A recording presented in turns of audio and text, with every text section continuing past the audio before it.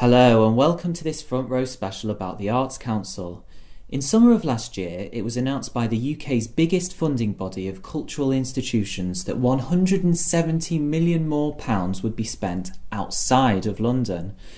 Arts Council England awarded 4-year grants to many small, regionally diverse companies in areas like Plymouth, Bradford and Kent, whilst taking away funding from bigger London-based institutions like the National Theatre and the Royal Opera House. As the 4-year period of Arts Council funding is implemented this month, we'll be looking at the changing cultural landscape in the UK and whether that landscape is increasingly favouring the regions. We'll hear from museum directors like Maria Balshaw, who's the first female head of Tate, and Tristram Hunt, the former MP and Shadow Cabinet Minister, who now heads up the Victoria and Albert Museum in Kensington. In the studio with me is Dawn Badland, the director of Applause Rural Touring, a live arts company based in Sussex in Kent, and Paul Barnard, manager of development and communications at Chatham's Historic Dockyard. They'll be talking a bit later about how the Arts Council has benefited them, so thank you Paul and Dawn for joining me. But first, I spoke to Sir Nicholas Serota. You'll probably recognise that name from his extended stint as the director of Tate. He's often credited as the figure responsible for revolutionising contemporary art in Britain, and in fact without him we wouldn't have Tate Modern, the UK's national gallery of modern and contemporary art. For over a year now, he's been the chair of Arts Council England, and although he could give me an extensive list of responsibilities he now holds, his job is ultimately about deciding who gets funding and who doesn't. I asked him why there's been an increase in funding for smaller regional organisations under his chairmanship. I think the principal reason is that there are very strong programmes coming forward from companies that are wanting to reach audiences that have hitherto had few opportunities to be engaged in the arts. We've also decided to put funding over the last years, particularly lottery funding, in places that haven't had the benefit of access to arts organisations in the past. So we have a scheme called Creative People in Places, which takes the arts and arts activity to communities like, for instance, Stoke-on-Trent or parts of Blackpool or other places in the country where there's no regularly funded organisation, in programmes that reach new audiences and engage people in the arts in a way that they probably hadn't previously thought they might be. So as well as smaller regional organisations gaining Arts Council funding, 4 of London's big cultural institutions actually lost funding in the upcoming portfolio. So they were the Royal Shakespeare Company, the National Theatre, the South Bank Centre and the Royal Opera House. What was your justification for that decision? These are organisations that are in receipt of very substantial funding from the Arts Council.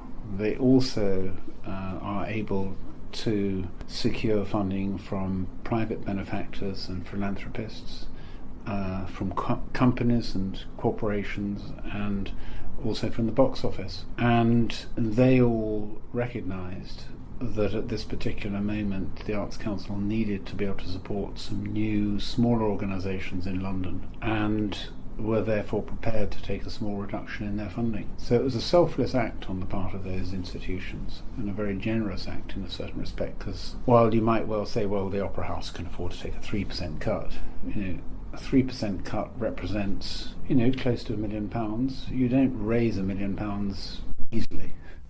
Last month I spoke to Alistair Hudson, who's the director of the Whitworth and Manchester Art Galleries, and he told me that theatre people always do really well out of funding because they're very good at shouting for their supper, whereas visual arts maybe not so much. I looked at the portfolio and found out that theatre as a discipline actually does make up the biggest percentage of companies and organisations, with 22.5%. How is funding distributed in terms of discipline, and would you say that there's any truth to Alistair Hudson's "who shouts the loudest" theory? I certainly don't think that shouting loudly results in funding.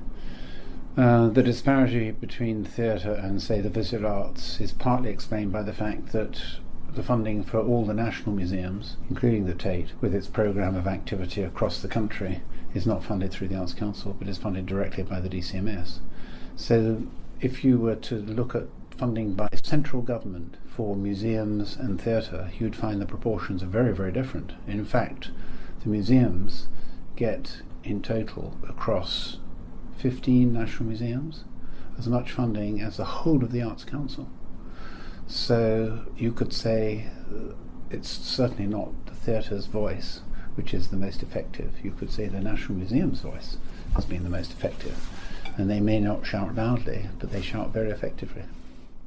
That was Sir Nicholas Serota talking to me after a year in his new job. Dawn Badland, you're the director of a company responsible for promoting arts touring in rural communities. What would you say to the claim that the louder you shout, the more funding you get? Well, it's interesting because I think Nicholas Serota's comments were really about larger organisations. I'm quite interested in smaller organisations and individual practitioners and what the balance is like in that respect. Because my advice for practitioners is to be really persistent, and if you fail with an Arts Council funding bid, that you go back again and that you learn and you take on board the advice that you've been given. So on a big scale national way of looking at it, that might be the case.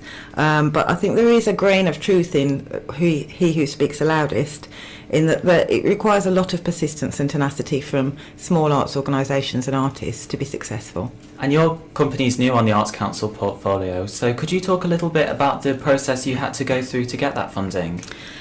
Yes, well, we're new to the MPO portfolio, but we have in fact been funded through Grants for Arts, which is a project fund, for well over a decade, which has been challenging for us, and the funding which MPO portfolio provides will give us much more stability, open up lots of new partnerships and provide sort of capacity to build as an organisation.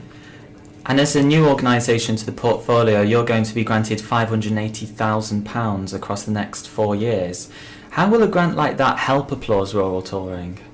I think it's just the long-term planning, which makes a big difference for a company of our size. We have quite a big output for a small organisation. 4 years funding and hopefully beyond that will mean that we can really develop some more sustainable approaches to our work, so it helps immensely. Thank you, Dawn. Now, whilst Applause Rural Touring and many other regional organisations were winners of funding in the new portfolio, there were also some big losers. As Nicholas Serota mentioned earlier, the Royal Opera House had somewhere in the region of £1 million taken away. I paid a visit to Covent Garden's extravagant opera house to interview their director of opera, Oliver Mears, but not before I went to see the final night of their opera, which was making headlines. Salome is a bloodthirsty drama about a young woman who desires nothing more than to kiss the severed head of her unrequited love. It's gory, majestic and quite terrifying, and for a first-time opera goer like me, it was a bit overwhelming.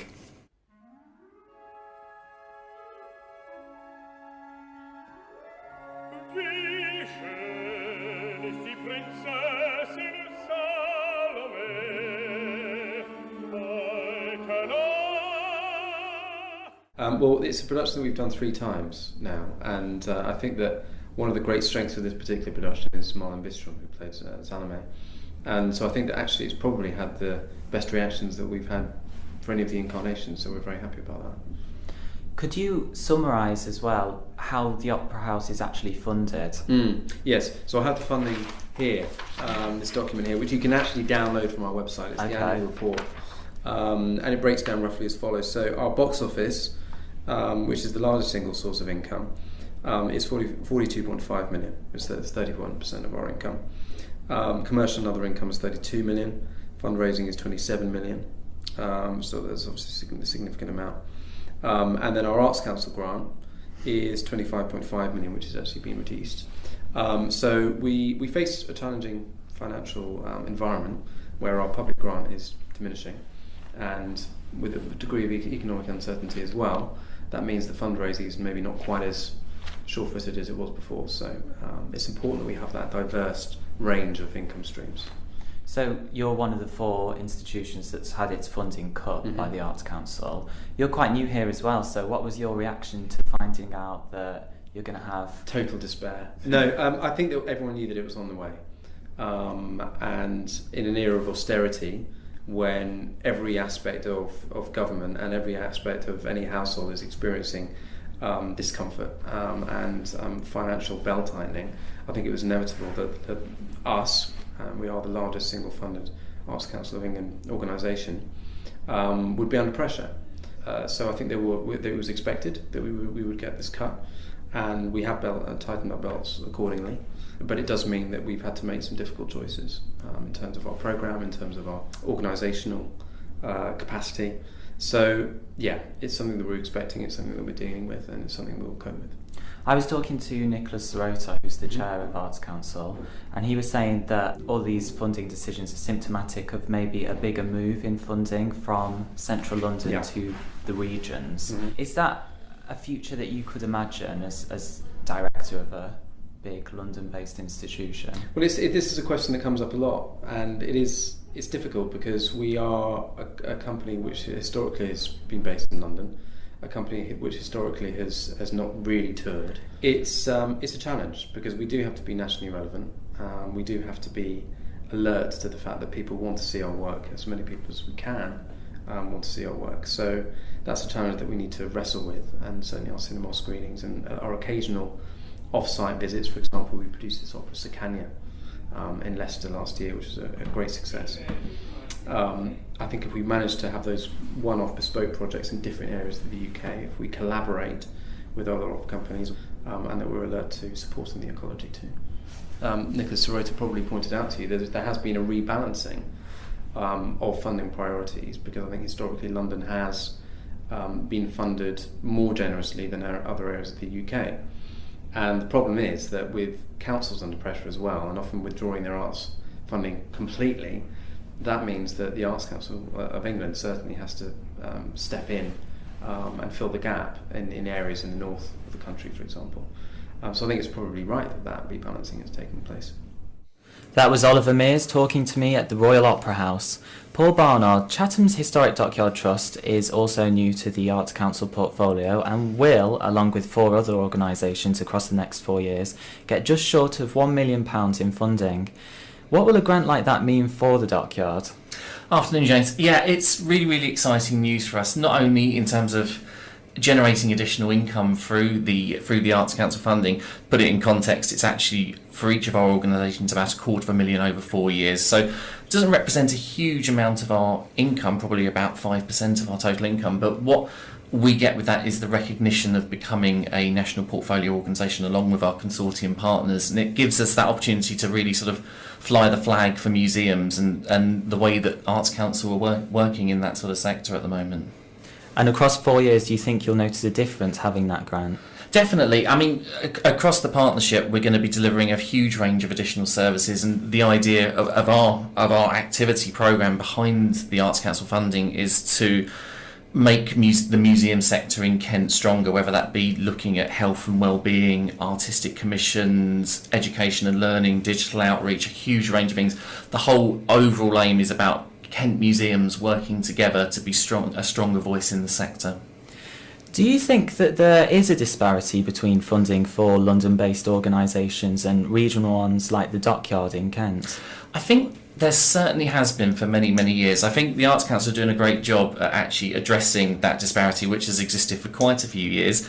It's always a difficult balance because there is a very high concentration of arts and cultural institutions within London, but in areas outside of London, whether it be rural or city areas outside of London, there are a lot of fantastic organisations doing amazing work, and I think Arts Council are really starting to acknowledge that, and the current portfolio actually addresses that fact now, that we've got a completely different sort of portfolio that is not quite so London centric but also balances it around the regions, and certainly here in the South East I think we're feeling that at the moment with the new portfolio. And what was your reaction to finding out that your organisation would actually be getting funding from the Arts Council across the next 4 years? Really exciting stuff. As I said, it's great recognition for what we do. It's recognition within our sector that we are seen as a strong voice, and a voice that Arts Council recognise as being best practice in delivering artistic, cultural, museum services across Kent. Thank you, Paul. Talking to Nicholas Serota and Oliver Mears, it's evident that the Arts Council plays a huge role in shaping British culture. But Arts Council funding isn't the only source of income for institutions even bigger than the Royal Opera House. The Victoria and Albert Museum and the Tate Galleries, for example, are allocated funding directly from the Department for Digital Culture, Media and Sport, as well as other commercial forms of income. In the second half of this programme, I've been speaking to figures in the arts who are big enough to warrant direct funding from the DCMS, yet still struggle to make everyone happy. I visited the V&A to interview its newest director, Tristram Hunt, and I asked him how his new job at the museum compares to his old one in Parliament. It's a different job. It's a very different job, but it brings some of the skill set of having been a member of Parliament to it in terms of engaging with the public, thinking about what the public want. If we're not knocking on doors here anymore, I'm still talking to our visitors and those we look after in the museum. So some of that skill set of a politician remains important, but it's a much broader role in other circumstances, because an institution like the Victoria and Albert Museum has a research department, has a visitor experience department, has an estates department, has marketing, has a kind of foreign component. So it's a very broad range, and at the heart of it sits an understanding of the collection and the nature of the collection. I mean, do you get a sense of the collection? I know you were already a really big fan of the V&A, but in your position, have you got a better sense of the collection now, do you think? Oh yes, because I walk the galleries and I understand it and seek to get to know it. I mean, it'll take years and years, and understanding the V&A collection is a kind of lifetime's work. It's over 4 million objects wide, isn't it?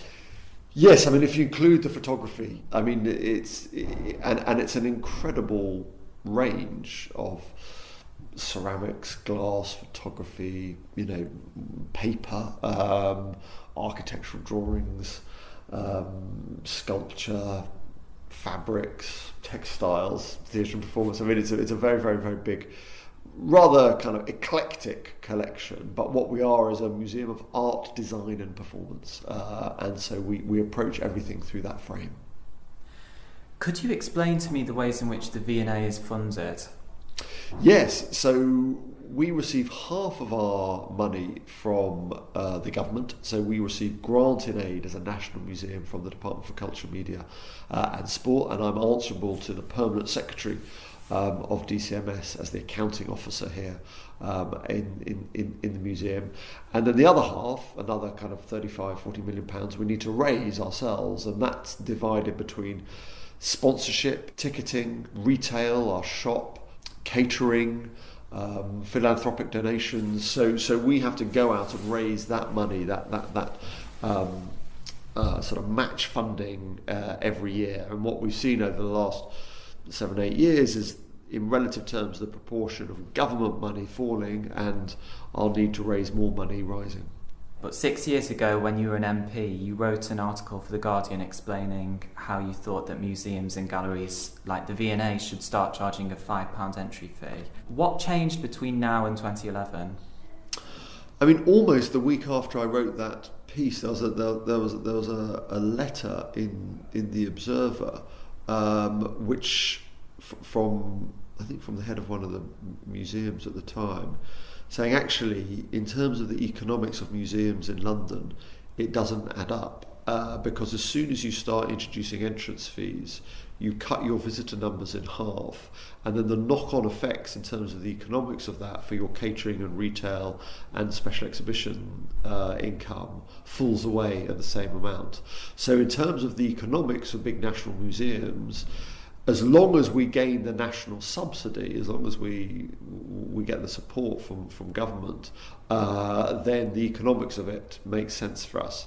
But what was hopefully sort of part of that piece and the argument was the disparity between the relative economic health of London institutions and the struggle that regional, particularly local authority museums face in Chester and Stoke and Sunderland, and how they are facing even tougher times in the contemporary museum economy. That was Tristram Hunt talking to me in his office at the V&A. Paul, Chatham's historic dockyard charges an entry fee. Do you think, with the way that the museum economy is headed, we can expect to see more institutions charging a fee in the future? I think it's a really, really interesting debate. Actually, picking up on something Oliver Mears said in the piece earlier, diversification is actually really, really important in the museum sector in terms of how you make your income to continue to do what you do. We at the Historic Dockyard, as you say, we do charge an income, we charge a ticket fee, but we'll also generate income through rental to business tenants, rental to private landlords, filming location fees, catering, retail, all that sort of things. And it all feeds together to a big pot to actually generate the income that we need to run our heritage site. And it's the same with the wider museum sector. Yes, there's always going to be a bit of difficulty when you look at the National Museum portfolio, and particularly those that are centrally funded through DCMS, and how there's always going to be that feeling that they should be free because they're coming from taxpayers' money. There's a big chunk of taxpayers' pocket money coming into those museums, but ultimately it's I think the feeling is that it's not necessarily sustainable, and moving to a model that is probably a little bit more European than something that you'd see in wider in the world might be something that happens, but I don't think it's something that's going to be happening anytime soon. But diversification really is key there, I think. And Dawn, do you think that funding should continue to be moved out of London in favour of more regional funding in the future? Well, in favour is an interesting way of looking at it, because I think it's about addressing a historical imbalance presently. And if Arts Council's manifesto of Arts for Everyone is to hold true, then it really does have to be moved out further into regions, and in the case of Applause and the rural touring sector, not just for small towns but for rural areas where there's lots of barriers to arts engagement and lots of issues with isolation for people, as well as transport issues. I think that it is difficult in that London and some of the major cities have really valuable institutions and a concentration of artists that are attracted to those places. So perhaps it's a case of an increase from central government, because actually we just need more money for the arts in general. And Dawn, what do you think about museums charging an entry fee? Is that something that you would expect to see more of?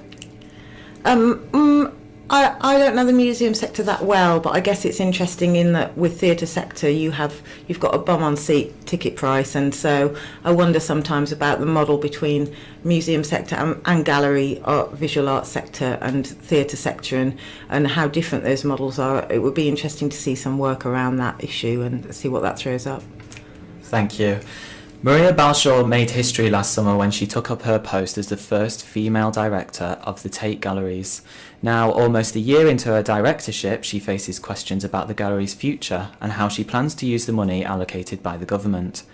I asked the Tate director to summarise how the galleries are funded. Well, it's a complex picture, but which you can kind of break down broadly into three large areas. And so we are supported through the government, through grant and aid, so that comes ultimately from the taxpayers' contributions, and that contribution to Tate's operating costs sits somewhere between 25 and 30% of our income. We then run a very large commercial enterprise, so we charge for tickets for our exhibitions, we run shops, we have a coffee roastery, we run an events business, we have a very wide range of corporate sponsorships and support. So we generate a lot of money ourselves through a subsidiary company called Tate Enterprises. And then we raise money from private and other public sources.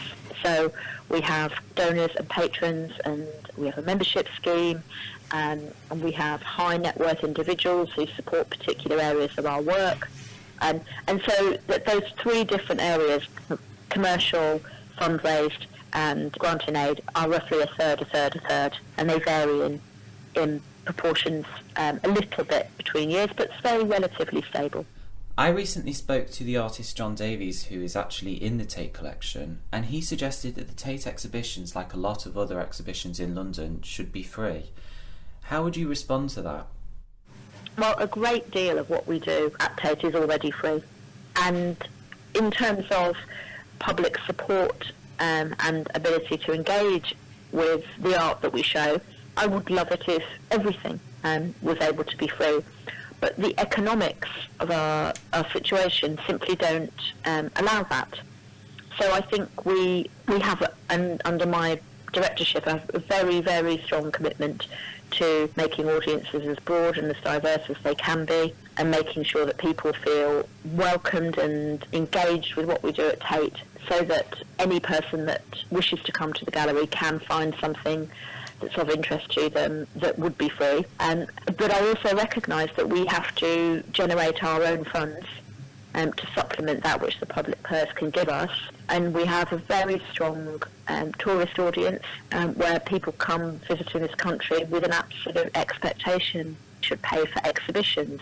And I think for me, as long as the balance of what we do has as much of the collection free for people to access as possible, and a wide variety of things available free, I think that's the best balance that we can maintain at the moment. Do you think that with the recent decisions of the Arts Council, it's a good thing that funding might be moving outside of London? Well, I think, as you can imagine, given that I'm responsible for galleries that are in Liverpool and St Ives, as well as two that are in London, I have a very strong interest in there being a thriving cultural ecology across the whole of the UK. I think it's vital that if you live in Devon or Cornwall, you feel there is a Tate that is yours and that you can go to visit. And that you can see, in terms of our digital and online offer, that you can see, even if you don't even leave your own house, we are a national collection. We're not London's collection. So the national collection held at Tate really does need to be spread and shared across the country. And Tate has a very active programme supporting 34 different galleries across the UK as part of the Plus Tate network. And they're in all sorts of places, from Manchester to Stromness to Llandudno to Margate to Middlesbrough. And we support a network of knowledge exchange and exhibition exchange and collection sharing and professional development with those regional galleries, so that in every town and city there is a thriving visual arts space that is helping to meet people's needs. And I suppose the way I look at it is, it's not so much that recent Arts Council policy is shifting in favour of the regions. It's simply recognising that there is a need for and a real hunger for support for the arts beyond that in London. So it's more like a rebalancing rather than a being in favour of. And that seems to me absolutely right. That was Maria Balshaw talking to me over the phone from the Tate Galleries. So now we've heard Nicholas Serota, Oliver Mears, Tristram Hunt and Maria Balshaw talking about how their institutions are funded and how that might be changing in the future. How would you both summarise what we've heard, and what do you think the future of the arts might look like, Dawn? Well, firstly, I think it's interesting because something being free doesn't necessarily make it accessible, I don't think. So there's quite a lot of work that we all have to do, whatever size our organisation is, in ensuring that people feel that the arts is for them, not only through cost but psychologically feeling like that's a place they want to go or belong in some way. And Paul? I think Dawn's actually summed that up really quite nicely, and I think it's always important to remember the audiences with all Arts Council funding. At the end of the day, it's great that as organisations we can be funded to put these great arts out there, but we need to put the audiences right at the centre of everything we do, and I think that's the future of funding should be really, really concentrating on what our audiences do, how to make these things accessible to audiences, and what we can do as organisations to unlock that for the regions. Thank you both to Paul of Chatham's Historic Dockyard and Dawn of Applause Rural Touring. And I think it's safe to conclude that the future of arts funding is most likely a regional one. That was Front Row, and you can join us again tomorrow at 7:15.